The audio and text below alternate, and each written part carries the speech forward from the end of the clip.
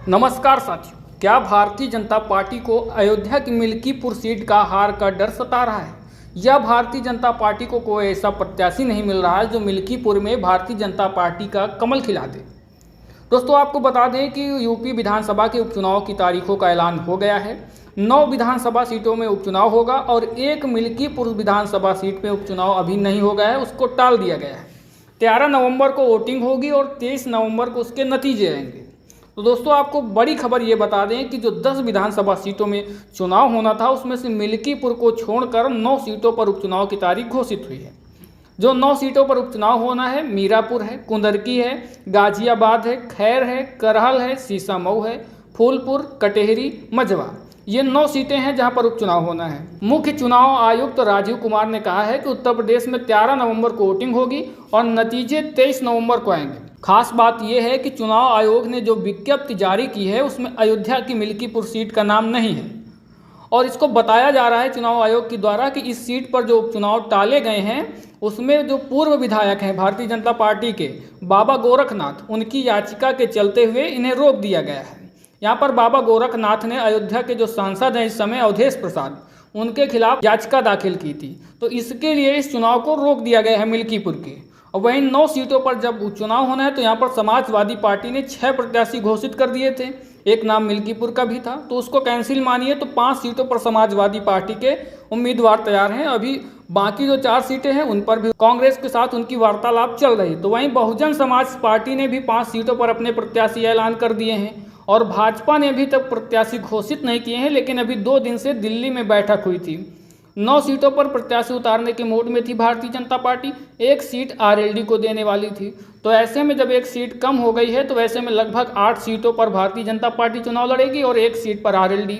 वही निषाद पार्टी के जो संजय निषाद हैं वो भारतीय जनता पार्टी से एक मझवा सीट पर अड़े हुए हैं। हालांकि अब भारतीय जनता पार्टी उन्हें सीट देती है कि नहीं देती है, उनका बयान भी आ चुका है कि अगर गठबंधन में है तो अगर 1 सीट भी नहीं मिलती है तो गठबंधन में रहने का फायदा क्या है। एक तरह से भारतीय जनता पार्टी पर वो दबाव बना रहे हैं।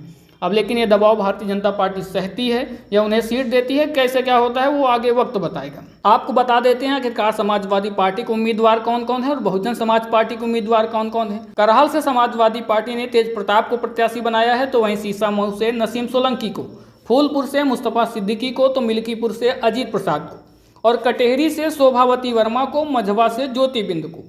ये समाजवादी पार्टी ने 6 उम्मीदवार उतारे थे। अब मिल्कीपुर वाले अजीत प्रसाद को छोड़ दीजिए। वहीं बसपा ने भी 5 सीटों पर प्रत्याशी उतारे थे। मीरापुर से शाहनजर को, मिल्कीपुर से राम गोपाल को, मझवा से दीपू तिवारी और कटहरी से अमित वर्मा और फूलपुर से शिवबरन पासी को उम्मीदवार बसपा ने बनाया था। और दोस्तों, आपको बता देते हैं इन सीटों का आखिरकार इतिहास क्या है और क्या समीकरण कहते हैं जाति और कौन सी पार्टी यहाँ पर हावी होती दिख रही, ये सारा कुछ आपको हम बताते हैं।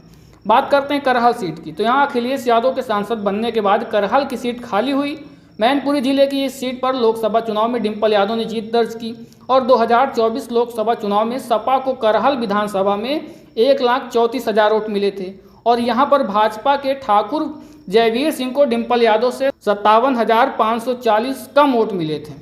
तो इस सीट पर भाजपा ने सिर्फ 2002 में ही जीत दर्ज की थी और जो प्रत्याशी उनके जीते थे लास्ट में वो भी समाजवादी पार्टी में ही ज्वाइन हो गए थे। तो ऐसे में भारतीय जनता पार्टी यहाँ जल्दी से जीतने वाली नहीं है। और यहाँ का जातीय समीकरण आपको हम बता देते हैं। करहल सीट यादव बहुल है, यहाँ 1.25 लाख यादव मतदाता है और दूसरे स्थान पर साक्य और तीसरे स्थान पर बघेल और क्षत्रिय मतदाता है। तो यहाँ पर कुल मिलाकर ओबीसी मतदाताओं का दबदबा कायम है। और आपको बात करते हैं अब कटेहरी की। कटेहरी जो अंबेडकर नगर जिले की सीट है, यहाँ पर लालजी वर्मा लोकसभा चुनाव में जीत दर्ज किए हैं और जो कटेहरी विधानसभा है यहाँ से विधायक भी थे, तो इस सीट पर दबदबा समाजवादी पार्टी का बरकरार है।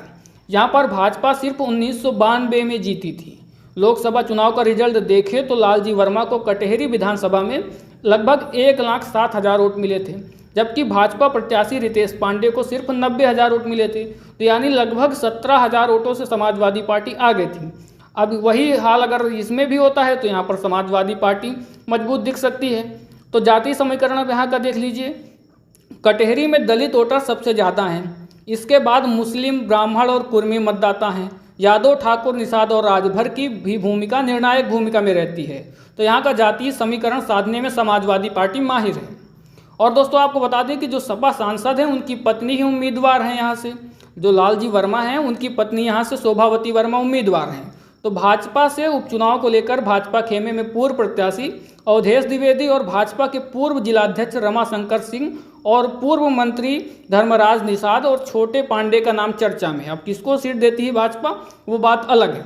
बात करते हैं कुंदरकी सीट की। तो संभल जिले की कुंदरकी सीट में जियाउर रहमान बर्क ने सपा के टिकट पर जीत दर्ज की थी। वह कुंदरकी विधानसभा से विधायक थे। तो लोकसभा चुनाव में समाजवादी पार्टी ने उनको प्रत्याशी बना दिया, तो लोकसभा में उन्होंने जीत दर्ज कर दी है। तो सपा ने रिकॉर्ड 57,000 वोटों से जीत मिली है इस कुंदरकी विधानसभा सीट में। तो जियाउर बर्क रहमान ने यहाँ पर 1,43,000 वोट मिले थे, और जबकि भाजपा के परमेश्वर लाल सैनी को सिर्फ 86,000 वोट मिले थे। यानी समाजवादी पार्टी बहुत ज़्यादा अंतर से आगे थी। और बात करें जातीय समीकरण, तो इस सीट पर मुस्लिम वोटर्स की संख्या करीब 58% है। इसके अलावा ओबीसी और दलित वोटर निर्णायक भूमिका में रहते हैं। तो यहाँ पर समाजवादी पार्टी के प्रत्याशी के तौर पर मोहम्मद रिजवान हैं, उनका नाम सबसे आगे चल रहा है। और वहीं भाजपा से रामवीर सिंह कई बार चुनाव लड़ सकते हैं, तो उनकी भी संभावनाएं प्रबल बताई जा रही हैं। और बात करते हैं खैर विधानसभा सीट की। तो खैर विधानसभा सीट में सीएम योगी के मंत्री और अलीगढ़ से खैर विधानसभा के पूर्व विधायक अनूप वाल्मीकि को हाथरस लोकसभा सीट से प्रत्याशी बनाया गया। वो हाथरस में चुनाव जीत गए, लेकिन जिस विधानसभा सीट से वो विधायक थे वहाँ पर सपा गठबंधन को सबसे ज़्यादा वोट मिले। यानी खैर की जो विधानसभा की सीट है वहाँ पर समाजवादी पार्टी दांव मारती हुई दिख रही है, क्योंकि भारतीय जनता पार्टी इस विधानसभा सीट में पीछे रह गई। यहाँ पर समाजवादी पार्टी के विजेंद्र सिंह को 95,351 वोट मिले, वहीं जबकि भारतीय जनता पार्टी के सतीश गौतम को 93,900 वोट मिले। समाजवादी पार्टी ने यहाँ पर अच्छा खासा मार्जिन बना रखा है। अब बात करते हैं गाजियाबाद सदर सीट की। तो लोकसभा चुनाव में गाजियाबाद सदर के विधायक अतुल गर्ग जीते थे, इस वजह से ये सीट खाली हुई है। इसके विधानसभा सीट पर भाजपा ने रिकॉर्ड 1,37,000 लगभग वोट प्राप्त किए थे। तो वहीं समाजवादी पार्टी और कांग्रेस के गठबंधन के प्रत्याशी डॉली शर्मा को 73,950 वोट मिले थे। इससे पहले इस सीट पर 2004 में उपचुनाव हुए थे, तब समाजवादी पार्टी यहाँ पर जीती थी। यहाँ 2 बार से लगातार भाजपा जीत रही है। तो ऐसे में जो जातीय समीकरण है सदर सीट पर, यहाँ पर वैश्य और अनुसूचित जाति के वोटर निर्णायक भूमिका में रहते हैं, और जो जाट वोट बैंक है वो भी मायने रखता है। तो ऐसे में ये सीट जो है यहाँ पर भारतीय जनता पार्टी थोड़ा मजबूत स्थिति में दिख रही है। अब दोस्तों बात करते हैं मीरापुर की। मुजफ्फरनगर की मीरापुर विधानसभा सीट से विधायक चंदन चौहान ने बिजनौर लोकसभा सीट से जीत दर्ज की थी, लेकिन वो अपनी ही विधानसभा पर उन्हें समाजवादी पार्टी के प्रत्याशी से कम वोट मिले थे। यानी समाजवादी पार्टी के प्रत्याशी को ज़्यादा वोट यहाँ पर मिले थे। तो यहाँ पर समाजवादी पार्टी के दीपक सैनी को 89,429 वोटों के करीब मिले थे, वहीं चंदन चौहान को 88,438 वोट मिले थे। तो ऐसे में उपचुनाव में इस सीट पर कांटे की टक्कर हो सकती है, और अगर मेहनत अच्छी की गई तो किसी के भी पाले में ये परिणाम जा सकता है। जातीय समीकरण की बात करें तो इस सीट पर लगभग 1 लाख से अधिक मुस्लिम मतदाता है, जबकि 50,000 से अधिक अनुसूचित जाति के वोटर हैं। तो जाट मतदाता लगभग 24,000 हैं और गुर्जर मतदाता लगभग 18,000 की संख्या में है। अब बात करते हैं फूलपुर विधानसभा सीट की। तो इस सीट पर विधायक प्रवीण पटेल ने सांसदी जीती है, और अपनी विधानसभा सीट पर इन्होंने सपा को 29,705 वोटों से हराया। यानी समाजवादी पार्टी इस सीट पर पीछे रही है। इस सीट पर पिछले 3 चुनाव में भारतीय जनता पार्टी को 2 बार और समाजवादी पार्टी को 1 बार जीत मिली है। तो यहाँ पर बात करते हैं जातीय समीकरण की। तो फूलपुर में 21 से 23% दलित हैं और 20% यादव मतदाता है। तो यहाँ सवर्ण वोटर जो हैं 10 से 12% के बीच में है। वहीं मुस्लिम मतदाताओं की संख्या 14% है। अब बात करते हैं मझवा सीट की। तो मझवा सीट पे मिर्जापुर की जो मझवा सीट है, यहाँ पर विधायक विनोद कुमार बिंद को भाजपा ने भदोही से टिकट दिया था, और उन्होंने टीएमसी प्रत्याशी ललितेश को हरा दिया था। तो मिर्जापुर में अपना दल एसकी अनुप्रिया पटेल जीती थी, लेकिन मझवा विधानसभा सीट में उन्होंने सपा प्रत्याशी से 1,762 वोट ज़्यादा मिले थे। यानी अंतर बिल्कुल मामूली सा है। और जातीय समीकरण की बात करें तो दलित ब्राह्मण बिंद की संख्या लगभग 60 हज़ार के करीब है। कुशवाहा 30,000 है और पाल 22,000 है, राजपूत 20,000 है और मुस्लिम लगभग 22,000 मतदाता है, और पटेल मतदाता लगभग 16,000 है। और इस सीट पर भारतीय जनता पार्टी और निषाद पार्टी के बीच में निषाद पार्टी इस सीट की मांग कर रही है। निषाद पार्टी इस सीट पर चुनाव लड़ने के लिए लालायित है। तो वहीं भारतीय जनता पार्टी अब इस सीट को देती है नहीं देती है वो अलग का बात। अब बात करते हैं सीसामऊ सीट की। तो कानपुर की सीसामऊ विधानसभा से सपा विधायक इरफान सोलंकी को जाज मऊ आगजनी के केस में 7 साल की सजा सुना दी गई, जिसके बाद यहाँ पर उपचुनाव होना है। तो इस लोकसभा सीट में भाजपा के रमेश अवस्थी ने जीत दर्ज की थी, लेकिन जो सीसामऊ विधानसभा सीट है यहाँ पर उन्हें कांग्रेस प्रत्याशी आलोक मिश्रा से कम वोट मिले थे, यानी सीसामऊ में समाजवादी पार्टी मजबूत है। अब देखते हैं यहाँ का जातीय समीकरण। यहाँ पर मुस्लिम वोटर लगभग 80,000 की संख्या में हैं और दूसरे नंबर पर ब्राह्मण लगभग 55,000 हैं, दलित 35,000 हैं तो कायस्थ 20,000 हैं, वैश्य लगभग 15,000 हैं तो वहीं यादव लगभग 16,000 हैं और सिंधी पंजाबी जो हैं वो भी लगभग 2,000 वोटर्स के करीब हैं। तो ऐसे में इन 9 विधानसभा सीटों में अब देखेंगे कि ये एक तरह से लिटमस टेस्ट की तरह होगा कि 2027 में आखिरकार किसका माहौल चल रहा है और कौन इस बार समाजवादी पार्टी या भारतीय जनता पार्टी जनता के दिलों में राज करने वाली है। इसका फैसला अभी हो जाएगा विधानसभा चुनाव में।